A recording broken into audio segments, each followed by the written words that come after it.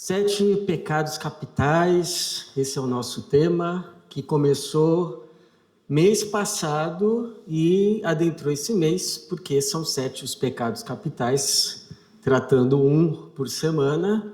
Então, chegamos ao segundo mês. E, se Deus permitir, encerramos então na próxima quarta-feira. Quem se lembra os pecados que a gente já tratou aqui? Ira, preguiça, inveja, avareza, luxúria. Já deu quantos aí? Já deu 5? Preguiça, luxúria, avareza, inveja e ira. Hoje, o 6º. Sabe qual? Gula. Vamos abrir em Tito, capítulo 1. Vocês estão tão alvoroçados, por quê? Vai tocar aí nas feridas? Tito, capítulo 1, vamos ler o versículo 12. Tito 1, 12. Diz assim: um dos seus próprios profetas disse: os cretenses são sempre mentirosos, animais ferozes, glutões, preguiçosos. Esse testemunho é verdadeiro. Quem aqui já foi o terror dos rodízios? Confundiu pague tanto e coma à vontade com pague tanto e coma tudo. Quem aqui, fala a verdade, já comeu demais e depois passou mal? Aquela história, né? O sujeito abusa, se esbalda e depois joga a culpa na azeitoninha. Foi aquela azeitoninha que eu comi, que não fez bem. Você sabe que eu conheço o caso de um rapaz que ele foi trabalhar numa fábrica de chocolates e lá era o seguinte: os funcionários que trabalhavam na manufaturação dos chocolates podiam comer chocolate à vontade. E aí no primeiro dia que ele foi trabalhar, que ele ficou sabendo disso, para quê?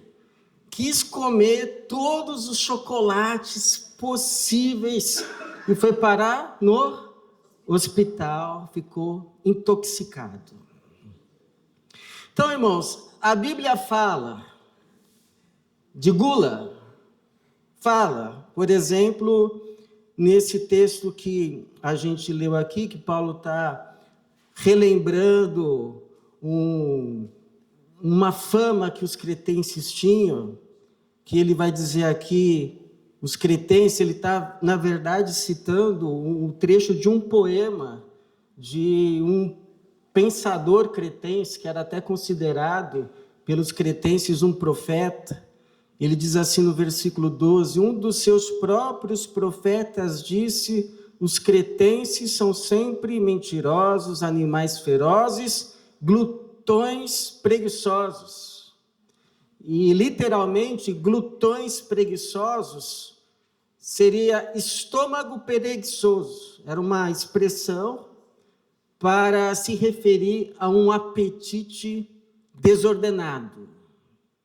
Agora, o interessante é que em todas as outras passagens do Novo Testamento, que vai falar sobre glutonaria, essa expressão que a Bíblia usa, a palavra glutonaria, todas as outras vezes que o Novo Testamento, na nossa língua portuguesa, fala lá glutonaria, essa glutonaria pode ser tradução de uma palavra que significa não só glutonaria, mas outras coisas. Você poderia traduzir essa palavra, por exemplo, por luxo, suntuosidade. Poderia se traduzir por orgia. Poderia se traduzir por desperdício. poderia se traduzir, inclusive, por revolta. Porque isso que a Bíblia vai nos chamar de glutonaria é, na verdade, uma insatisfação, uma falta de contentamento da alma que leva a uma rebelião, uma revolta contra os limites colocados por Deus e leva, consequentemente, aos exageros, que podem trazer muito prejuízos à vida. E esse apetite descontrolado, que não diz respeito só à comida, pode se manifestar, por exemplo, num luxo exagerado. Luxo exagerado. Por exemplo, você acha mesmo que alguém precisa de uma bolsa de 13 mil reais? Você acha mesmo que alguém precisa de um relógio de 30 mil reais? Você acha que não precisa porque não precisa mesmo ou porque você não pode comprar? E se você pudesse comprar? Será que não ia precisar mesmo? Por quê? Porque o ser humano é assim, ele diz assim, ó, quando eu tiver tal coisa, quando eu puder tal coisa, aí eu paro. Aí eu fico satisfeito. Será que fica mesmo? Porque a Bíblia vai dizer lá em Provérbios 27:20, os olhos do homem nunca se satisfazem.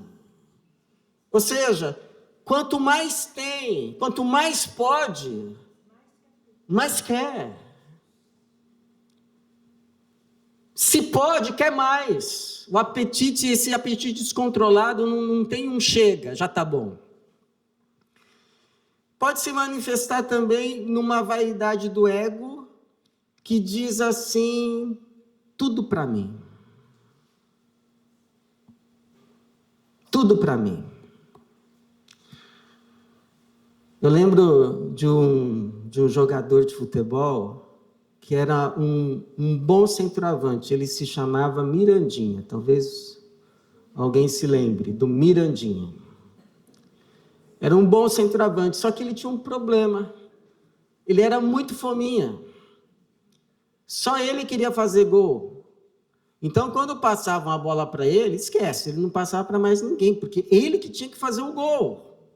E aí, interessante que um técnico conversou com ele e disse assim, ó, se você passar a bola, depois você pode receber lá na frente em condição melhor. E ele ouviu. E ele deixou de ser só um bom centroavante, se tornou praticamente um craque, se eu não me engano, quase que foi para a seleção.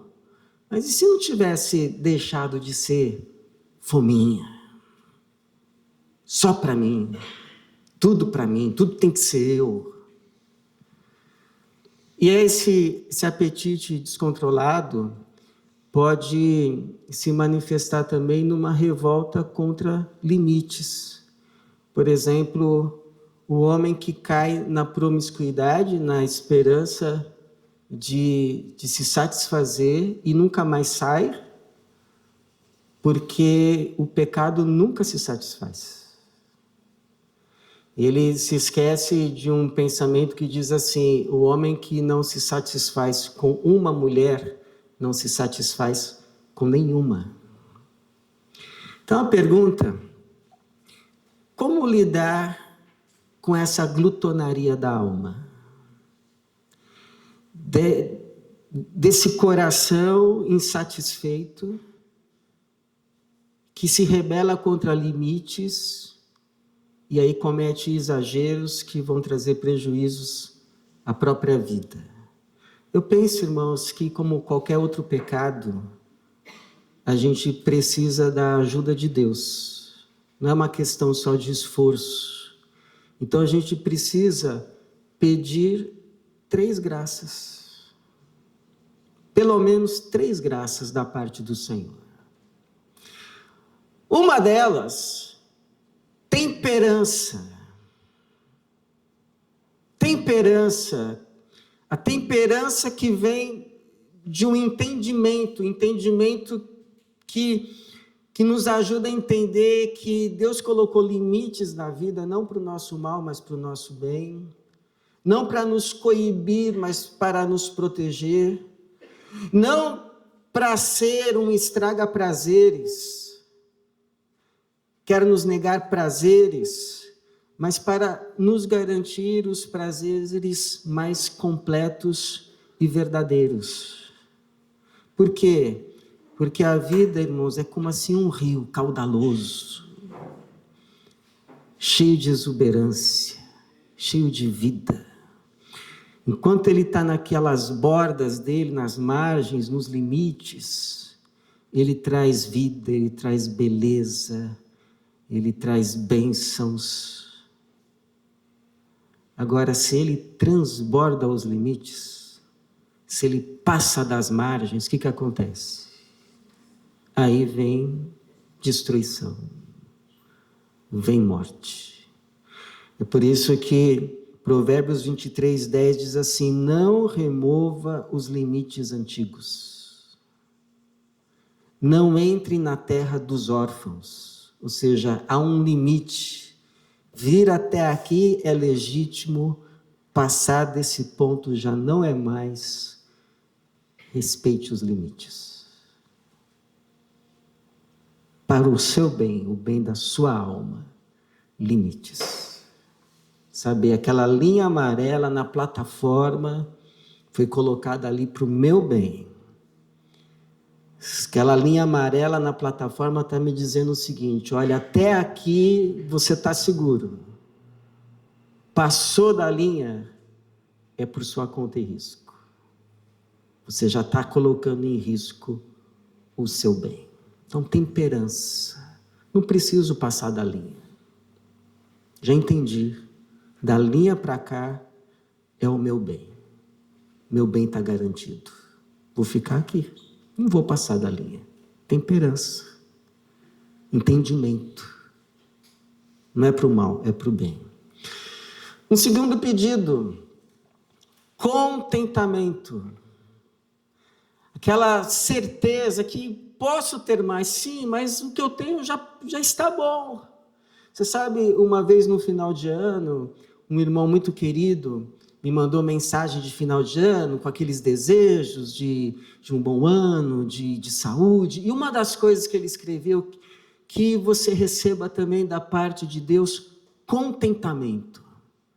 Aí eu li e pensei assim, está aí uma coisa boa para se pedir.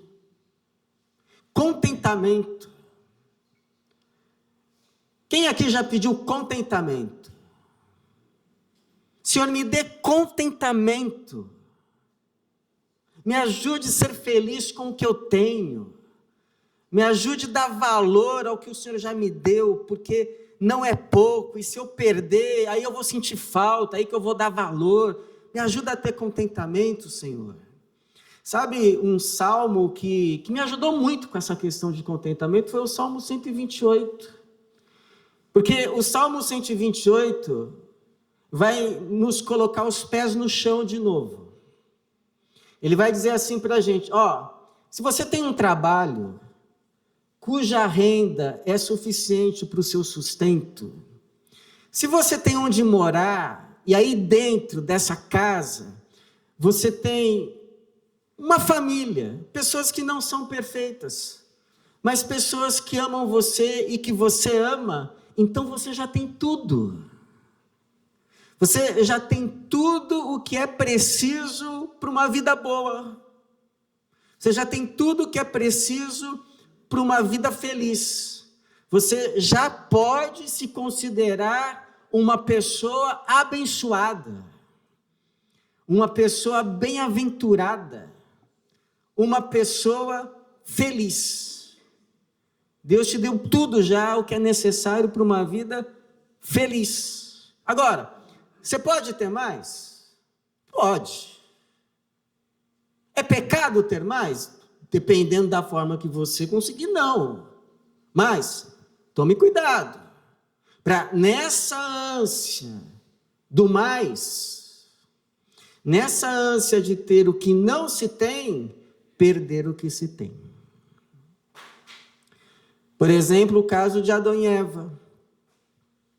Adão e Eva tinham comunhão com Deus, tinham paz, tinham o direito de comer simplesmente de todas as árvores do jardim, nada lhes era negado, a não ser uma árvore, a não ser um fruto. Aí, ao invés de se alegrarem, de verem como Deus era bom, de dar todas aquelas maravilhas para eles, foram colocar os olhos justamente na única coisa que não tinham. E aí você sabe o final da história. Trocaram tudo o que tinha por uma única coisa que não tinha.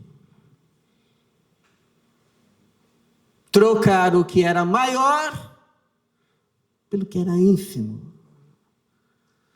Trocaram o paraíso por uma fruta. Por isso que a gente precisa pedir para Deus nos ensinar o que Deus ensinou para o apóstolo Paulo. O apóstolo Paulo vai dizer assim: aprendi o que, irmãos? Hã? O que ele aprendeu? Isso. Aprendi o segredo de viver contente em toda e qualquer circunstância. Se ele aprender, é porque antes não sabia, a gente não nasce sabendo. Contentamento é algo que se aprende com a ajuda de Deus. Se Deus ajudou o Paulo a aprender, pode nos ajudar também. Que tal, irmãos? Que tal hoje você fazer essa oração? Senhor, me dê contentamento. O Senhor não me deu pouco. Não me deu pouco. Se eu for abrir os olhos, muitos me invejariam. O Senhor me deu muito. Me ensina a ser contente. Se o Senhor quiser me dar mais, eu aceito, mas que venha das tuas mãos. Eu só quero o que o Senhor tem para mim, o que o Senhor não tem, eu não quero.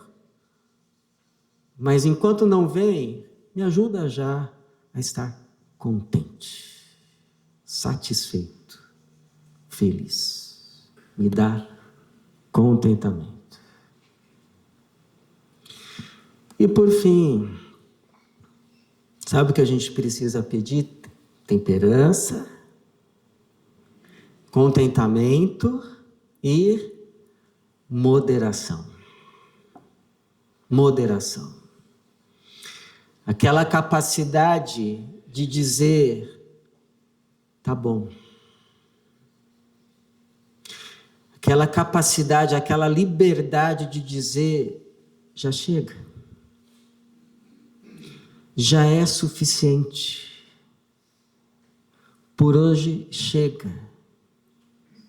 E não se render àquele, só mais um pouquinho. Só mais um pouquinho. Só mais um. Só mais um. Vou contar uma história. Na verdade é um conto. Foi escrito por um pensador russo chamado Lev Tolstói, e ele escreve esse conto na velhice, quando ele se converte à fé cristã. O conto é o seguinte, em resumo é o seguinte: tinha um camponês honesto, mas ele era muito ambicioso por ter terras. Ele achava que quando ele tivesse bastante terras, aí a vida dele seria boa.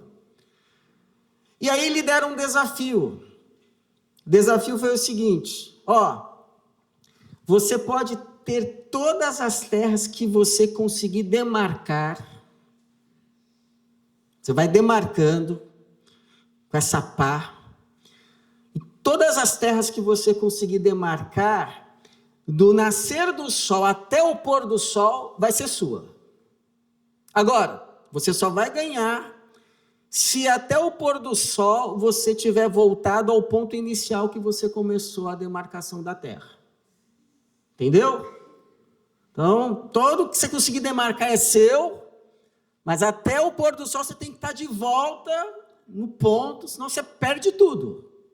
Aí tá bom. Nasceu o sol, ele começou. Foi demarcando, e foi andando. E quanto mais ele demarcava, mais ele olhava, e tinha mais terra, e tinha mais terra fértil. Aí ele pensava assim, não, eu só vou caminhar mais um pouquinho só para eu ter aquele vale também. Aí demarcava o vale, não, mas é só mais um pouquinho, porque o vale precisa de rio, e aí era mais um pouco, não, mas é só mais um pouquinho. E aí quando ele se deu conta, o sol já estava baixando, ele já tinha andado muito, mais do que as forças dele podiam. Só que ele entrou em pânico, ele ficou desesperado, e aí começou a correr de volta para o ponto inicial, e aí as pernas começaram a fraquejar, os pulmões começaram a arder, o coração começou a bater violentamente, mas ele, não, eu quero as terras, e foi, aí começou uma torcida, todo mundo, vai, não sei o que e tal, e foi, aí chegou no ponto inicial, o sol baixou, e aí ele foi declarado vencedor. Só que sabe o que aconteceu? Começou a sair sangue pela boca, e ele morreu. E o Tolstói escreve isso numa alusão àquilo que Jesus disse: que adianta o homem ganhar o mundo inteiro e perder a sua alma, que pode ser traduzido também, e perder a sua vida. Jesus disse, não é a vida mais preciosa do que o corpo, do que o alimento? Então, tome cuidado, irmão. Tome cuidado, irmã, com o só mais um pouco. É só mais um. Só mais um. Lembre-se, muitas vezes, menos é mais. Então, quem dera.